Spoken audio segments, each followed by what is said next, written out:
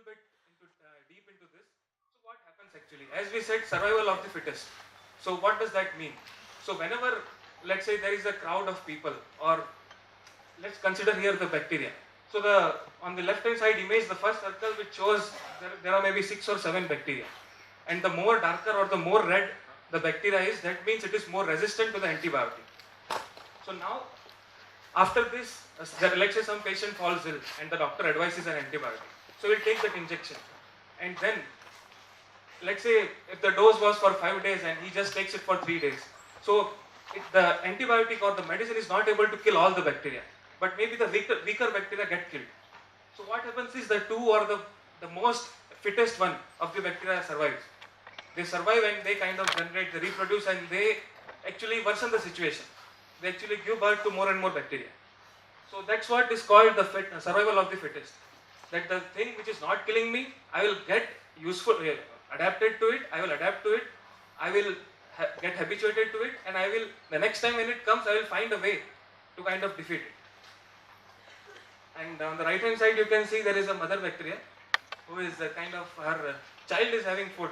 So she is saying that take little bit of bacteria, take little bit of antibiotics, so that you will become a stronger bacteria. You will be able to survive more. You will be able to fight our counterparts, that is humans. Yeah, and the other point is the vaccination, right? I mean, till 5 years of age, we take lots of vaccinations for polio, and we already know that polio has been eradicated from the world. So what was the process behind it? Vaccination is taken, 2 drops of polio. What does it contain? That again is the same bacteria or the same particle which induces the polio disease. So the purpose behind this is to get habituated to it so that we develop the immunity. And once we develop the immunity, whenever we will get the attack of that bacteria, we will be able to fight it. So the main purpose here is, let's face it, let's try it. And let's not worry even if we see the failure. Because once we come out, we will be the winner.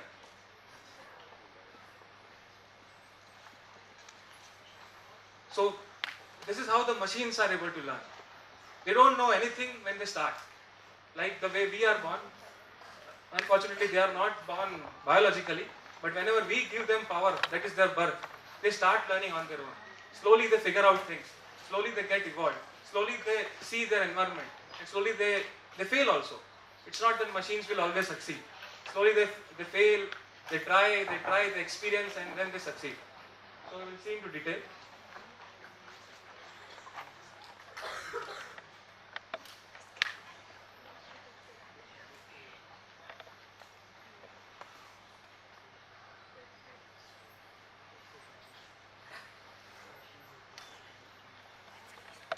So this is a computer simulation. We will try to see what is happening here. So the computer is trying to generate a structure which is like human or the real life creatures.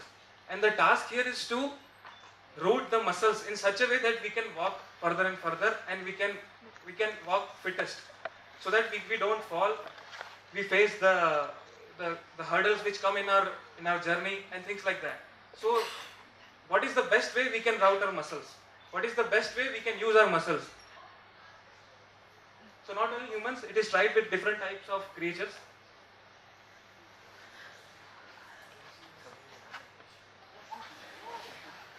Yeah, there are some funny creatures.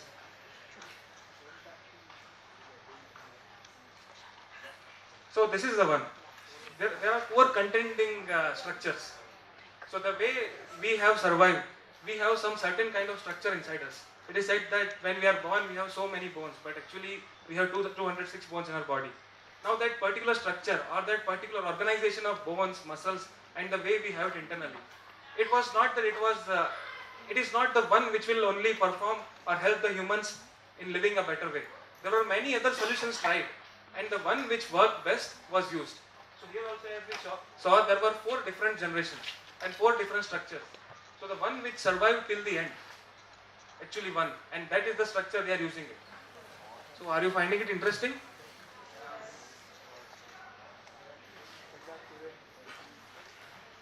Isn't it amazing that a machine with exploring and trying different structures and trying different forms of muscle routing and different forms of internal structure is able to learn what we have learned via evolution since millions of years maybe.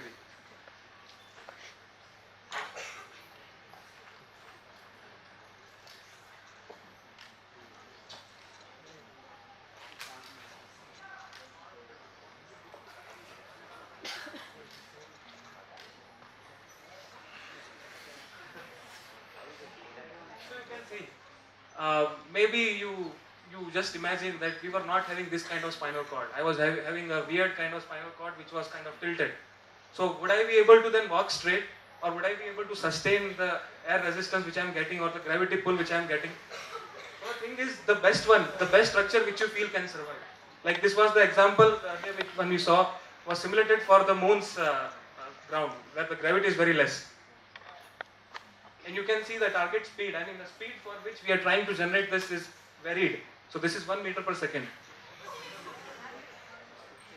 So this is maybe half kangaroo because it has 2 legs only.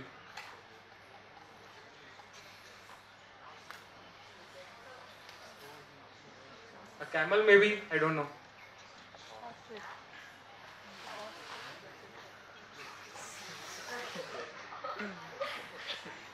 So the task of this robot is to survive. Whatever you throw on it, it has to survive. Now it has to learn this also, because it has to fall, it has to walk ahead, it has to cover as much more distance as possible.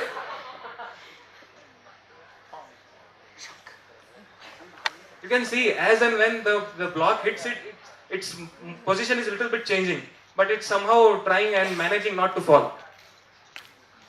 And now you can see the surface is a little bit with slope. Not much though. Now he's trying to kind of take turns.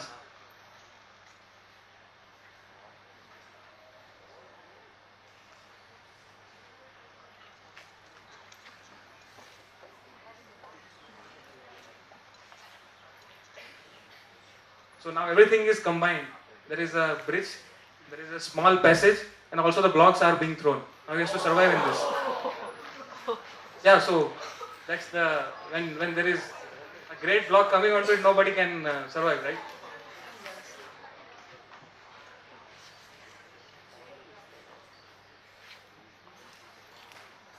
Now we would have seen astronauts walking on moon, but you would not have seen animals walking on moon. This is on Jupiter. So as you can see, gravity is too much because it's the largest planet in our solar system.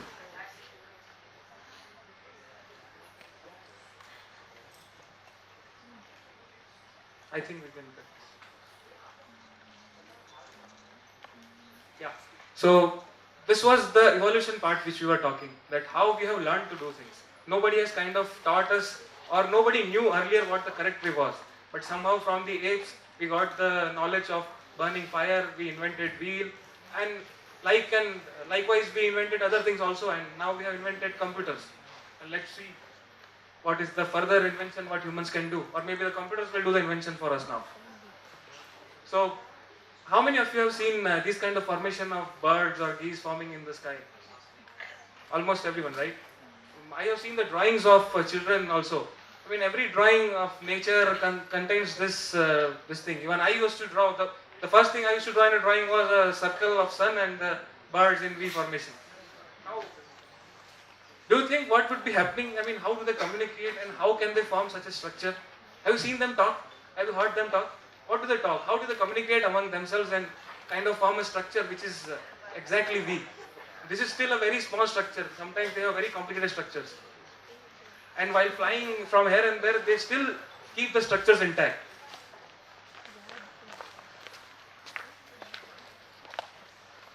Now, there are 2 leaves, and now some ants want to cross it, and they are helping each other by forming a bridge. Now, did you know that ants can do this? I mean, I didn't know that ants can kind of form a entanglement. They can entangle their legs into each other. They can form a structure which kind of holds them together, and that way they will form a bridge and the ants can cross it.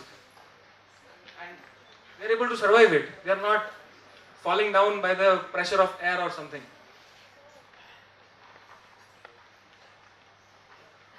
Just going into the video. So, what do you think will be the science behind this? What is happening inside?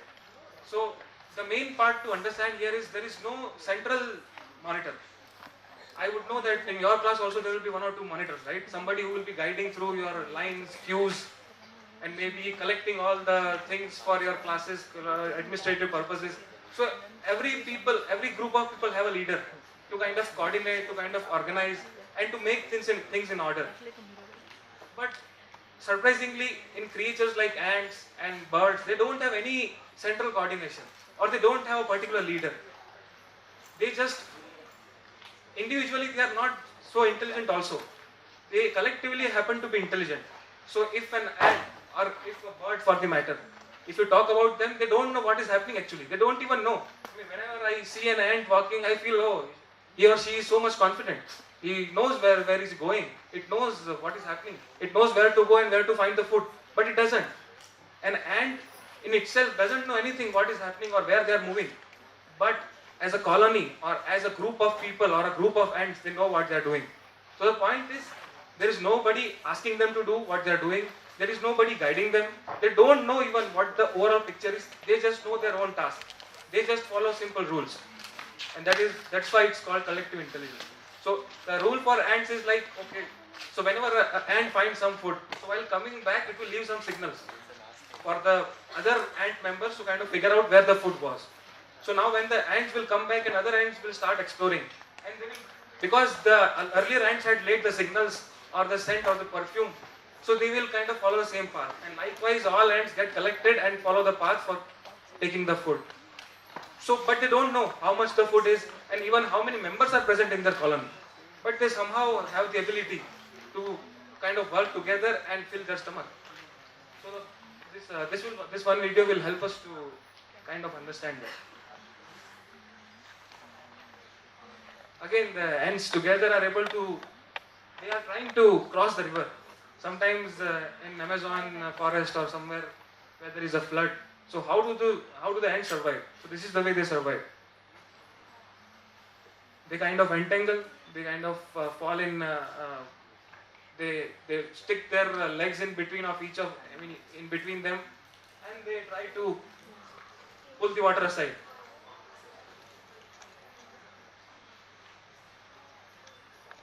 So in this process also, nobody started this.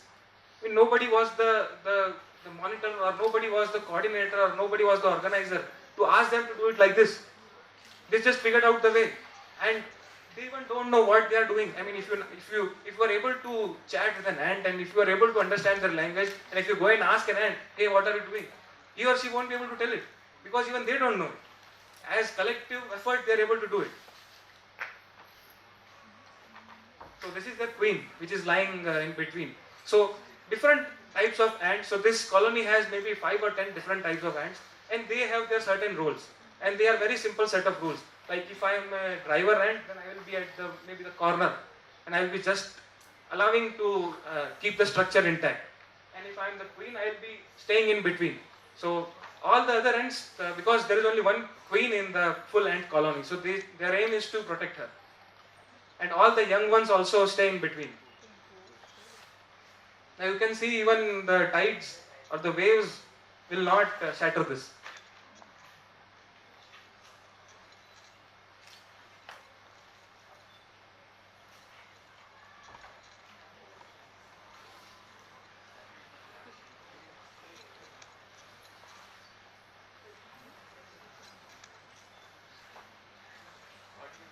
Now successfully they reached the banks of the river maybe. You can see how they are now unentangling themselves and how they are taking the food now.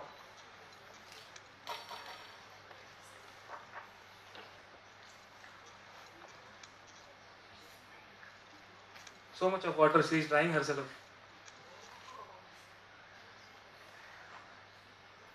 Yeah, so what do you understand by this? Individually the ant knows nothing. Individually the ant even is not smart or intelligent to understand, or it doesn't even have the capability to understand what is happening overall. They just do their purpose, they just serve their purpose, they just do something, and somehow the overall picture looks like, oh wow, what they are doing. Like when I was young, my parents and teachers used to ask me, throw these wrappers in the dustbin. do like this, do like that. And I used to think, oh, how much will that make a difference? They used to say this will clean the India. Nowadays you are hearing so much Swachh Bharat. And even I used to think that what difference I will make? I mean, just by taking one wrapper, what difference will it make to overall picture? But if everybody starts thinking that, then what will happen? So the point is, everybody has to serve the responsibility. And if you go a little above, and if you see the overall picture, everybody is doing that. And you just have to serve your purpose. Now, these were the things which maybe creatures do, or maybe other species of this world do, but this is what the humans can also do. Now, we will play a video.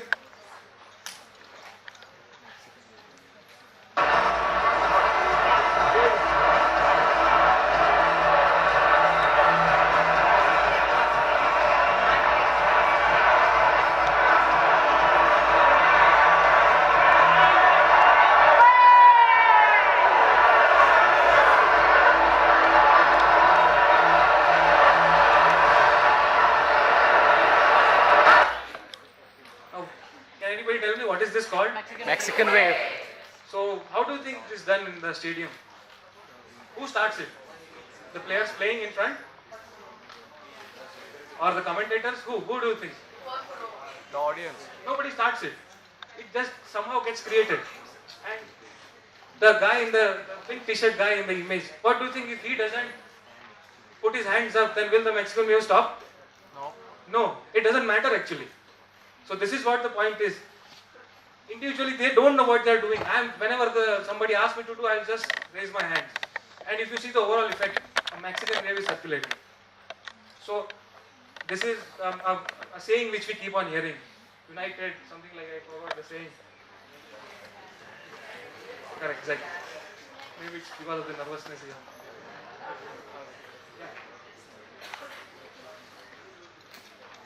So, how can you use this intelligence which maybe humans possess or creatures possess in our real life and to make the machines intelligent? Where are they being used?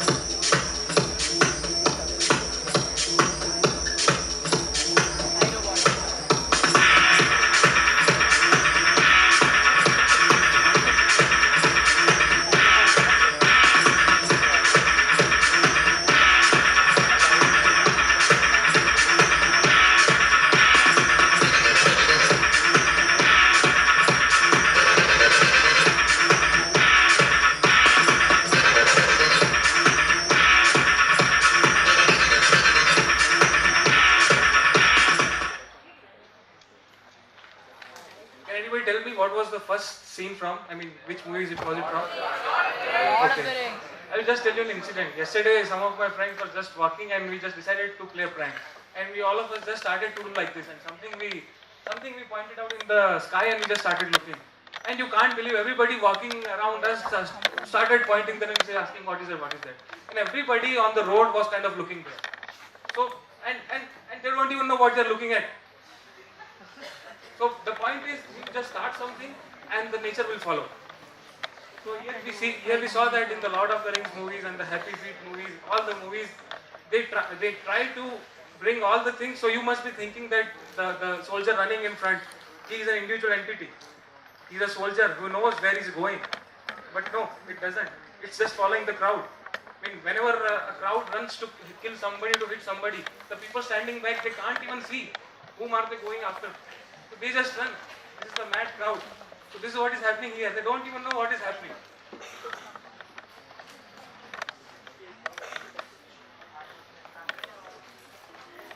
Even in animations, these things kind of happen because each of the character, if you guys would be familiar with the programming in animation, you would be knowing how much of an animation costs and how much of the effort goes into animating a character and giving him artificial brain and giving him the behavior of how the humans or the animals work. But this is completely different. You don't even care about a single animated character. You just program them in such a way that they will follow their environment, they will follow their neighbors, they will follow their surroundings, and they will just try to mimic them. And somehow you will feel like, oh, everybody is kind of acting together and they are so intelligent. So even in animation, even in the movies, even for the simulations of the space satellites, how will all the satellites work together, and how will you would have noticed there are so many ATMs for a single bank. I mean, how individually they kind of distributed the work. So all of the places this kind of application is used, where individually there is not much intelligence or processing happening, but overall in a overall sense there is so much happening.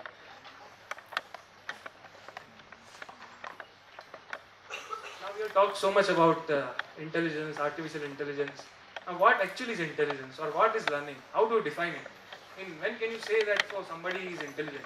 When can you say that somebody knows something? I mean, how do you actually define it? So this is the basic definition, or even the rule of life. You learn something, you acquire something, you acquire some knowledge, and then you have to apply it. So you will maybe see some experiences, face some situations, and extract something out of it, some lesson, something. And then in the unknown situations, in the situations of life when there are some other things, you will kind of use those learnings and try to do something there. And there is a great saying, we learn from failure, not from success. Now maybe the kids here will get the reason or the excuse for failing, so that's not the point.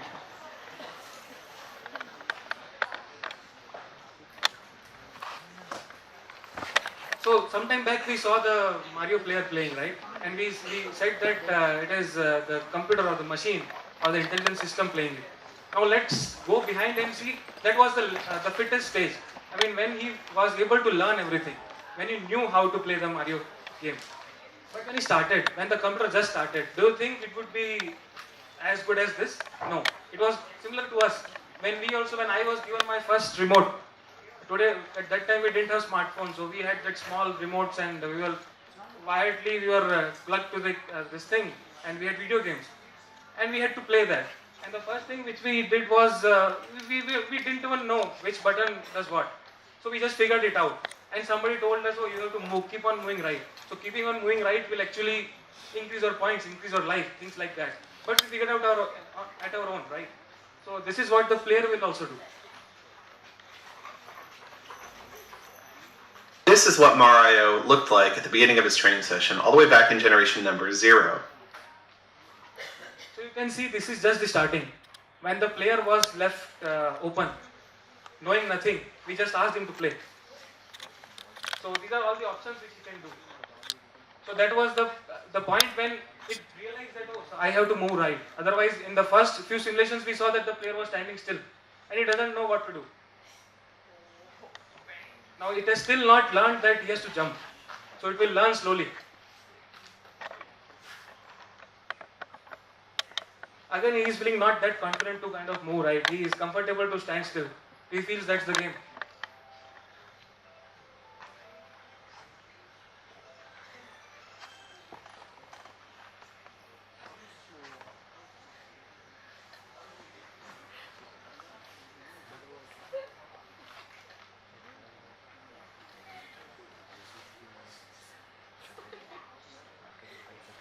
As you can see, the obstacles are coming and somebody is coming to kill her.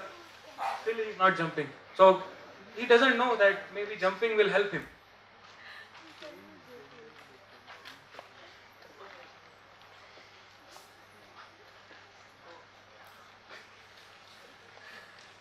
Still no idea. Maybe the computers are dumber than us, maybe.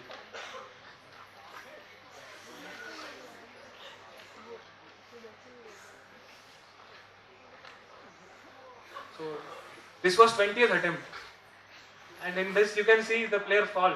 The player got killed. Every time it's kind of able to cross the generation. This happens with us also, right? The place where I got killed last time, I will kind of overcome that, but the next place I will fall.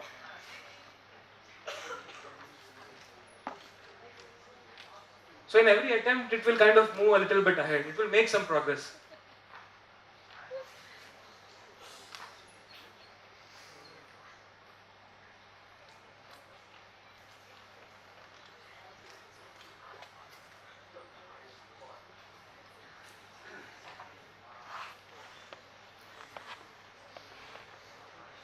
The upper part, as you can see, where A, B, X, Y and all the things are listed. This is the brain structure of the Mario. Now, we don't have the capability to kind of peek in our brains, but we have in cases of machine. So this is a very simple machine. So so these are the 8 or 7 buttons on the right. So in some situations the Mario decides to jump, in some situations it decides to move forward and things like that. So this complicated structure which you can see, it is learning. So that is what he has learned from all the experiences. Now you would have heard that Albert Einstein or somebody, I mean nobody uses even 10% of their brain, right? So that is what. So all these connections which you can see, in our brain there are 10 to power 9 neurons and nobody uses those many connections. But at a point of time you only use some or some combinations or some experiences which you have studied. So actually we are not using all the capabilities of our brain. But here, as the brain of the Mario was very small, so it's okay.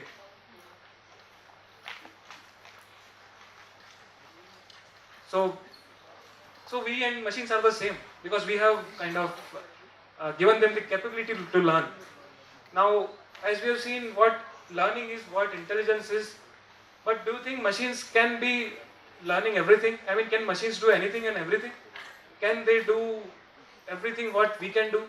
Can they also cross the road like we do? Are we intelligent enough or are machines more intelligent? We don't know. Let's figure out.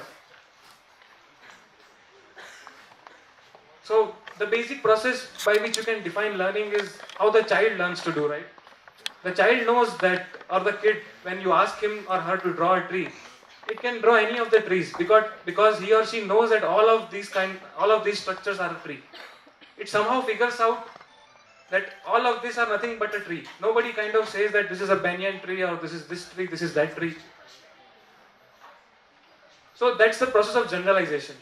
You see many examples, you see many instances of the same thing. You see different trees lying besides you in your surroundings, but you somehow kind of understand, or the kids understand, that they are all the same. Maybe they are a little bit different from each other, but they are all the same and they are called the trees. They don't treat each of the tree as a different name or the different species. And this happens with us also, in a different way though. When we see somebody committing something and we kind of generalize, oh, all girls are like this, oh, all boys are like this. And in this case, all monkeys are thieves. Just because the crow saw a monkey stealing. But that's not the case. So this is the point where machines may not fail. Because we kind of have some biases, some prejudices, some likes, some dislikes, our beliefs, our opinions, and we kind of falter there. But machines, looking at the data and looking at the examples, they will kind of react and take the decision appropriately. They will not overgeneralize like we do sometimes. And this keeps on happening with me when I was studying.